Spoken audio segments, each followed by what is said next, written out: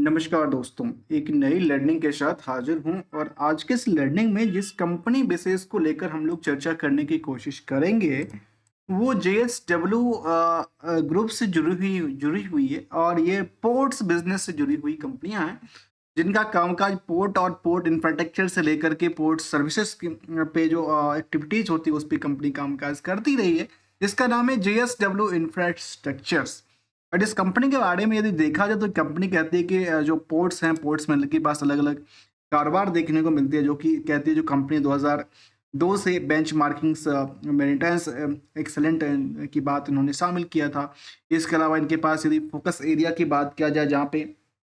कहती हैं जो चाहे ग्रीनफील्ड हों, जहाँ पे मेजर पोर्ट्स इनके पास हैं, जहाँ पे कंपनी कामकाज करती है, जिसमें हैंडलिंग का काम, डाइवर्सिफिकेशन ऑफ द कार्गोज को लेकर के जहाँ मिक्स हो, या कह सकते हैं कि अपॉर्चुनिटी टू द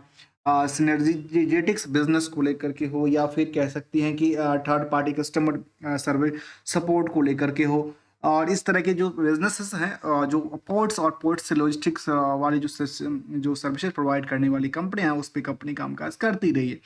जहाँ पे जहाँ-जहाँ करती है काम, उसमें कुछ पोर्ट्स की ज़िक्र करती देखी गई हैं, जहाँ पे साउथ वेस्ट पोर्ट्स गोवास के अंदर हो, चाहे वो जयगढ़ पोर्ट्स महाराष्ट्र के अंदर की बात किया जाए, या फिर कह सकते हैं तार पोर्ट्स हों जो कि महाराष्ट्र में हैं। इसके अलावा इनके पास जो कि एक और पोर्ट जो कि उड़ीसा के अंदर जहाँ पे कंपनी कामकाज करती है। फिर इन्होंने ज़िक्र करती है तमिलनाडुज़ हों, कर्नाटकाज़ हों, या फिर कह सकते हैं कि इन कंटेनर्स अलग-अलग कंपनियों के साथ इनका कामकाज जुड़ा हुआ, जहाँ पे उड़ीसा में अलग पोर्ट्स के ऊपर, या जो कि इनके पास तमिलनाडुज़ और दुबई तक में इनका कारोबार फैली दिखती है। साथ में इनका ज़िक्र करती है जहाँ पे जो कि टर्मिनल कॉर्प को लेकर के हो, या फिर जो अलग-अलग इनकी अलग-अलग कंपनियाँ के थ्रू, जो कि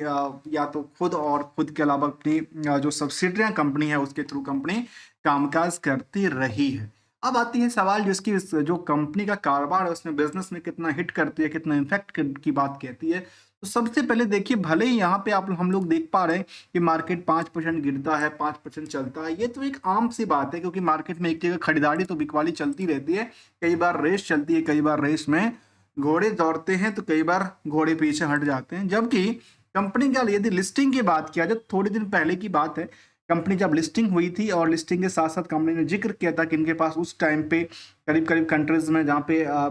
करीब 11 पोर्ट्स के आसपास की बात उन्होंने की, दो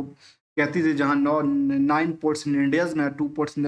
यूएई दुबई की बात कह रहे थे। वहाँ पे सेकंड लार्जेस्ट कॉमर्शियल पोर्ट के तौर पे, ऑपरेटर के तौर पे कंपनी कामकाज करती रही है। पहले तौर पे यदि देखा जाए तो अदानी पोर्ट्स का नाम शामिल आता है। यदि जीएसडब्ल्यू इंफ्रा स्ट्रक्चर की बात करें तो 2800 करोड़ की मार्केट कैप इनका लेके इनकी फेस इशू के साथ कारोबार में उतरी थी, मार्केट में आईपीओ के साथ, और आईपीओ अच्छी खासी सब्सक्राइब हुआ था। और आईपीओ के बाद मार्केट में जो रेस पकड़ी इसको लेकर के, वो सारा समझने की बात है। और वो ये कहता है कि जब लिस्टिंग हुआ तो 20% की लिस्टिंग गेन हुआ, तो आज के टाइम में 92% की गेन के साथ मार्केट में कारोबार करती देखी गई है। भले ही मार्केट में इस पोजीशन के बाद मार्केट लगातार गिरावट भी देखने को मिलता है, और आज के टाइम की यदि ट्रेंडिंग की बात करें तो मार्केट ट्रेंड कह सकते हैं कि लगातार बॉटम टू बॉटम पे आकर के नई बॉटम क्रिएट करना, अर्थात ये लगातार ट्रेंड को अभी डाउन ट्रेंड की तरफ इशारा ले जाती है। तो वहीं पे आंकड़ा ये कहता है कि बुक वैल्यू के मुताबिक मार्केट 557% हाइक पे ट्रेड करती देखी गई, तो इंट्रिंसिक वैल्यू के मुताबिक देखा है तो कभी डबल के आसपास भी आंकड़ा टच नहीं किया है। अभी भी देखा जाए तो इंडस्ट्रियल के पी के मुताबिक स्टॉक जो है वो अभी भी ओवरवेट की बात कहती है, जहां पे इनके पीयर्स कंपनी में अदानी पोर्ट्स हों, या फिर जो कि गुजरात पीपावाव पोर्ट्स हो, उसका यदि पीयर से कंपेयर करते हैं तो उसके मुताबिक ये डेटाबेस साझा करती है। जहां आरओसी की आंकड़ा देखा है तो 19 से लेकर 16% है। डिविडेंड की ट्रैक रिकॉर्ड मेंटेन करती है। हायर से लोअर की यदि पोजीशन को देखा है तभी यह लगता है कि नियर अवार्ड द 52 वीक के जो लो पोजिशन था वहां पर आके अटकी पड़ी है। जो यदि कंपनी के नेट इनकम मार्जिन दिखा है तो करीब 29% के आसपास की कमाई को सेव करती है, जो कि लास्ट 12 महीने के डेटाबेस में होता है, जिसमें कि revenue plus other source of income के नंबर के हिसाब से जब प्रॉफिटेलिटीज को अपने परसेंटेज कन्वर्ट किया तो हमारे सामने नेट इनकम सोर्स में क्रिएट होकर ये डेटाबेस साझा कर दी, जहां प्रमोटर के पास जो कंट्रोल है कंपनी में 85% से ज़्यादा है, और debt to equity current ratio के नंबर कुछ चीज़ हमारे रिलेवेंट है तो कुछ चीज़ हमारे लिए इरेलीवेंट भी बन जाती जब दिसंबर का रिजल्ट इनका अपडेट हुआ होगा। कंपनी 2006 में बनी थी, JSW इंफ्राटेक्चर्स लिमिटेड, जो कि प्रोवाइडिंग द कहती है जो मेरीटाइम्स रिलेटेड सर्विसेज, जो कि इंक्लूडिंग द कार्गो हैंडलिंग हो, स्टोरेज हो, सॉल्यूशंस हो, लॉजिस्टिक्स हो, इस पे कंपनी फुल फ्रेज कंपनी अपने और अपनी सब्सिडरी के थ्रू कारोबार करती देखी गई, जो कि इंडिया के अंदर 19 और दुबई के अंदर 2 पोर्ट्स की इन्होंने जिक्र करती देखेगी। आज के टाइम की यदि बात करें कंपनी को लेकर के, तो फरवरी का अपडेट ये कहती है कंपनी का, जो आज के टाइम में इनके पास जो प्रेजेंटेशन उन्होंने इन्वेस्टर्स को लेकर इन्वेस्टर प्रेजेंटेशन जिक्र किया, जहाँ पे फरवरी जो 22-25 का डेटाबेस है, उसके मुताबिक जो कंपनी कहती है कि इनके पास जो अलग अलग कारोबार हैं, जिसमें कि स्टील्स हो, पेंट्स हो, इंफ्रास्ट्रक्चर्स हो, तो ये जो कंपनियां हैं जो लिस्टेड इंफ्रास्ट्रक्चर के अंदर की बात कहती है, पोर्ट्स की बात कहती है, उस पोर्ट्स वाले में इन्होंने इनका जिक्र करती है कि ये USD 3.6 बिलियन का कंपनी क्रिएट हो चुकी है, अपने पूरे के पूरे कंपनीज अपने पोर्टफोलियो शेयर करती देखी गई, जहाँ पे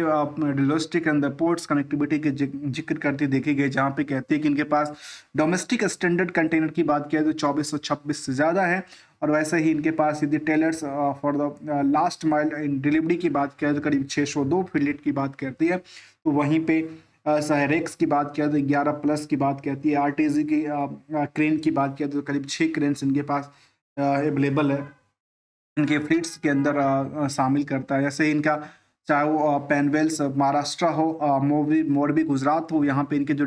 डेवलप्ड हैं वहाँ पे इनकी जिक्र करती देखी गई, जहाँ पे डेवलप्ड अनडेवलप्ड जो सिचुएशन है एरिया ऑफ लैंड्स को लेकर, जहाँ पोर्ट्स ये रन करती देखी गई है। इसके अलावा देखा है तो इनके पास गति शक्ति कार्गोस टर्मिनल की जिक्र करती है, या पोर्ट्स कनेक्टिंग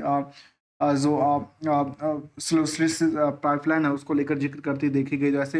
वेस्ट कोस्ट के अंदर इनके पास देखा है, जहाँ पे अलग अलग पोर्ट्स को जिक्र उन्होंने जिक्र किया, फिर ईस्ट कोस्ट के अंदर की जिक्र करती देखी गई। अच्छे खासे पोर्ट्स अभी देखा तो अभी काउंट किया तो वेस्ट कोस्ट के अंदर करीब 6 पोर्ट, तो ऐसे वेस्ट के अंदर 4-10 पोर्ट्स की जिक्र करती देखी गई। ऐसे strong fundamental of the port sector को लेकर जिक्र करती देखी गई कंपनी, जहाँ कहती है कि Indian economics race for the grow की बात कहती है, जहाँ पे कंपनी कहती है इनके पास जो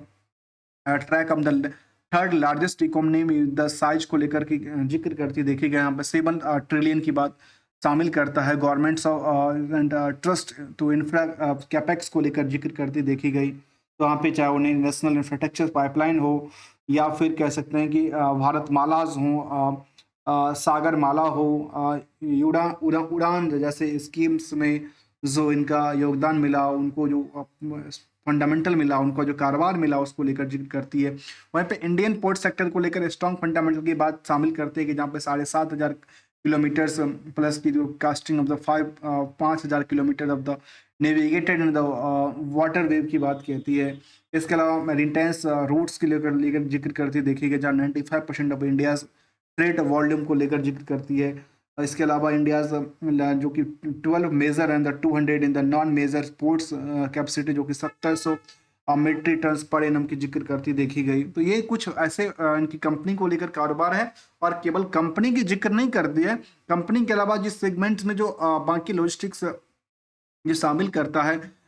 इंपोर्ट एक्सपोर्ट से लेकर, उनमें इनका अच्छी खासी कारोबार की लेकर जिक्र करती देखी गई। अलग अलग अपनी टर्मिनल को लेकर के अलग अलग बात को शामिल करते हैं, जहाँ पे ऑपरेशनल फाइनेंशियल परफॉर्मेंस की जिक्र करती देखी गई, जहाँ पे Q3 के हिसाब से इन्होंने ये जिक्र किया कि टोटल रेवेन्यू में करीब करीब जो है वो 24% की YOY में अप ट्रेंड जाहिर करती है। तो वहीं पे इबिटाज हो, प्रॉफिट आफ्टर टैक्स हो, तो करीब 20% से लेकर के 32% तक जंप करती देखी गई फ्रॉम द YOY बेसिस पे। तो वहीं पे स्ट्रॉन्ग बैलेंस शीट को जिक्र करती है, नेट डेट्स को लेकर केवल 827 करोड़ की जिक्र करती है, जहाँ पे कैश और बैंक बैलेंस की बात 4845 करोड़ की बात जिक्र करती है, जो कि ग्रॉस डेट्स को लेकर 5672 करोड़ एज ऑन 31 दिसंबर तक की नंबर को को शामिल करती है। तो वहीं पे 9 मंथ वाले डेटाबेस जिसको लेकर कहती है कि टोटल रेवेन्यू में करीब 22%, तो ऐसे ही इबिटाज और प्रॉफिट आफ्टर टैक्स में करीब 22% से लेकर के नियरली 22% के आसपास अप ट्रेंड नंबरों को साझा करती देखी गई। तो ये इनकी कुछ ग्राफ लेवल है, जहाँ पे कंपनी की जो फंडामेंटली हैं वो भी क्योंकि सेगमेंट्स वाइज जो सेक्टर है वो ही एक फंडामेंटली स्ट्रांग है, तो वो कंपनी का स्ट्रांग होना स्वाभाविक सी बात शामिल करता है। ये कुछ जिक्र हमने किया जिसको नंबरों को लेकर के, जहाँ पे लगातार इसमें अच्छी खासी थी। और पीयर्स के मुताबिक यदि कंपेयर किया जाए तो ये कह सकते हैं कि ये कंपनी में, इन तीनों कंपनियों में, जिसमें कि गुजरात पीपावाव पोर्ट्स हो, अदानी पोर्ट्स हो, तीनों कंपनी में सबसे ज़्यादा यदि ओवरवेट कोई स्टॉक है तो आज भी जीएसडब्ल्यू इंफ्रास्ट्रक्चर की बात किया जाता है। यदि मार्केट टूटता भी है तो कोई बड़ी चिंता नहीं है, क्योंकि ओवरवेटेज ऑलरेडी हो चुका है। और यदि मार्केट वहां से पुल बैक क्रिएट करती है तो शायद यहाँ से फिर रिवर्सल की चांस भी हो सकती है, जो कि हमने पिछले एक महीने के चार्ट ग्राफ के मुताबिक देखा जाए तो देखिए बॉटम टू बॉटम को लगातार डिप करके आगे पीछे निकलने की कोशिश करती देखी गई है। जबकि यदि हम कंपनी के निवेशकों का इंटरेस्ट जाना जाए तो कंपनी में करीब 4.5 लाख के आसपास निवेशक हैं। एफआईडीए की जो होल्डिंग है वो लगातार बनी पड़ी है। आम निवेशकों के पास 6% से ज़्यादा की होल्डिंग है। रिस्क और रिवार्ड की पॉइंट आउट व्यू से देखा है तो रिस्क बिल्कुल नहीं कहता है, क्योंकि रिवार्ड का जो एक्सपेक्टेशन वो काफ़ी ज़्यादा हाइक पे दर्ज करती देखी गई। तो वहाँ कंपेयर करने के लिए हमने कुछ कंपनी का जिक्र किया जहाँ पे एक साल के परफॉर्मेंस लेवल के मुताबिक, चाहे जेएसडब्ल्यू इंफ्रास्ट्रक्चर्स हो, अदानी पोर्ट्स हो, गुजरात पीपावाव हो या ऑल कार्गोज टर्मिनल हो, वीएमएस इंडस्ट्री जैसी कंपनी को शामिल किया। तो कुछ कंपनियों में ऐसा नहीं कि कुछ ही कंपनी में, सभी के सभी कंपनियों में एक्सेप्ट जेएसडब्ल्यू छोड़कर देखा जाए पिछले एक साल में तो सभी कंपनियों में लगातार बिकवाली का प्रेशर झेलने को मिला है। सबसे ज़्यादा किसी कंपनी में जो मिला है तो उसका नाम है गुजरात पीपावाव, जहाँ पर 23% और ऑल कार्गो के अंदर 56% के आसपास की बिकवाली दर्ज करती देखी गई। तो फिलहाल जब एक महीने से लगातार 6 महीने से लगातार ट्रेंड में सभी के सभी सेक्टर में इंडियन मार्केट में एफआईआई की बिकवाली चल रही, तो वहीं पे इनका भी उसी बिकवाली के तौर पे नाम जिक्र करते देखी गई, जहाँ पे 21% के आसपास गिरावट रही है। तो ये एक शॉर्ट टाइम में लगातार गिरावट रही है, तो चारों तरफा गिरावट है, केवल केवल इसी की गिरावट नहीं कह सकते। मार्केट यदि